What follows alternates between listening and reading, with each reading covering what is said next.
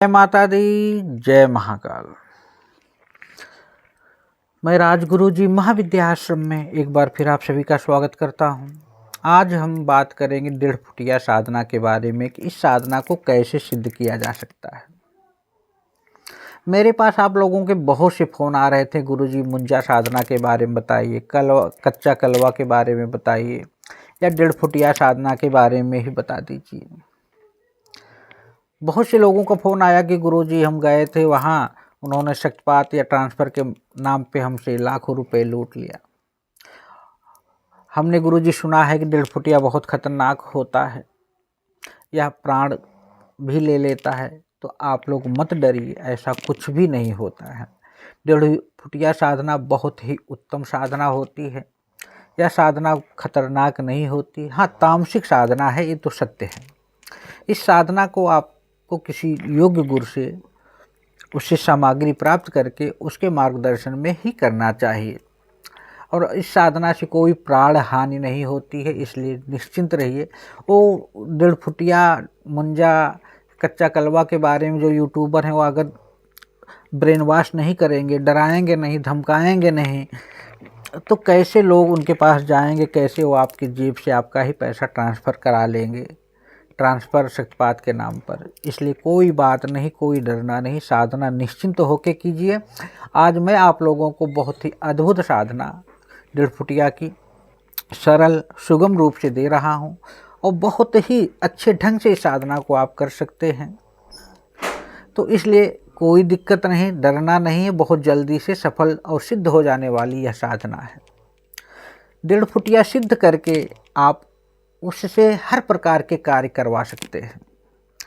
वो 1.5 फुटिया जब सिद्ध हो जाता है तो हर कार्य करने में माहिर है। उसके लिए कोई भी काम बुरा नहीं होता, कोई भी काम अच्छा नहीं होता है, उसके लिए काम काम होता है। 1.5 फुटिया आपको गड़ा हुआ धन भी ला के देता है, पैसा भी ट्रांसफ़र कर सकता है, लेकिन यह बहुत ही जटिल क्रिया है, तो इसके चक्कर में मत पड़ो। हाँ, वशीकरण करना है, मोहन करना है, सम्मोहन करना है, मारण, उच्चाटन, विदेशण, स्तंभन, कित्या करना है, झगड़ा कहीं लगाना है, या दुश्मन को समाप्त करना है, या किया कराया तंत्र बाधा को दूर करना है। और सबसे उत्तम है कि गड़े हुए धन के बारे में बहुत ही सटीक जानकारी ये बताता है कि वहाँ कौन सी साया है, कितना नीचे धन है, धन में क्या है, धन में कौन सी शक्ति रक्षा कर रही है, धन को कैसे निकाला जाए, अगर धन पे कोई क्षय है तो उसे एक साफ कैसा किया जाए। ये सब जानकारी 1.5 फुटिया प्रदान करता है, और साधक के साथ रह के साधक का जिंदगी भर उसकी सुरक्षा भी करता है, और उसके सभी आदेशों का पालन भी करता है। कहा गया है 1.5 फुटिया के द्वारा किया गया वशीकरण की कोई काट नहीं होते, और किसी का भी ऐसा नहीं है जिसका वशीकरण एक कर ना सके। साधक अपने शत्रु या किसी भी शत्रु का नाश करने में काबिल हो जाता है, और किसी भी शत्रु का वो नाश कर सकता है। तो 1.5 फुटिया साधना कैसे करें और कैसे इसका उपयोग करें, इसके बारे में मैं चर्चा कर रहा हूँ। ज़्यादा विस्तृत बताने से क्या होता है, वीडियो बड़ा हो जाता है, फिर बाद में साधक ही लोग होते हैं, उनको भी लगता है यार कितना है, बहुत टाइम लग रहा है। तो यह साधना का मंत्र भी बहुत छोटा है। पावला पावला एकाशी, केला एकाशी, नर मन माना, हाड़ ले पाव नानी, स्वामी तत्व दे, जो ना दे तो माता शमशानी की दुहाई। यह छोटा सा मंत्र है। इसमें 1.5 फुटिया यंत्र, हरे हकीक की माला, कस्तूरी तिलक, दारू की बोतल, अगर आप मांस का, कच्चे मांस का प्रयोग कर सकते हैं तो कच्चा मांस, और सुगंधित इत्र, इतने की ज़रूरत होती है, जो प्राण प्रतिष्ठित मंत्र सिद्ध चैतन्य संकल्पित पहले ही करा के अपने किसी योग्य गुरु से आपको प्राप्त कर लेना चाहिए। ये साधना में सबसे पहले, इस साधना को आप किसी भी अमावस्या के दिन से कर सकते हैं। आप इस 1.5 फुटिया की साधना किसी शमशान में भी कर सकते हैं, या कहीं एकांत निर्जल स्थल पे नदी के किनारे भी कर सकते हैं, या अपने घर में ही कहीं एकांत में इस साधना को संपन्न कर सकते हैं। सबसे पहले कि रेशमी साधक को अपने चारों तरफ एक घेरा लगाए। वो घेरे का मंत्र मैं दे दूंगा जब साधक साधना करेगा, और साथ में एक सिद्ध कवच रुद्राक्ष के रूप में अपने गुरु से सिद्ध करा ले और उसको गले में धारण करे। उसके बाद सामने यंत्र को स्थापित कर दे रेशमी कपड़े के ऊपर, वहाँ एक अच्छी नारियल रख के और दीपक जला ले। अगर वो साधक मांस का प्रयोग करता है तो दारू में भिगोकर अपने चारों तरफ फेंकी थोड़ी थोड़ी देर में।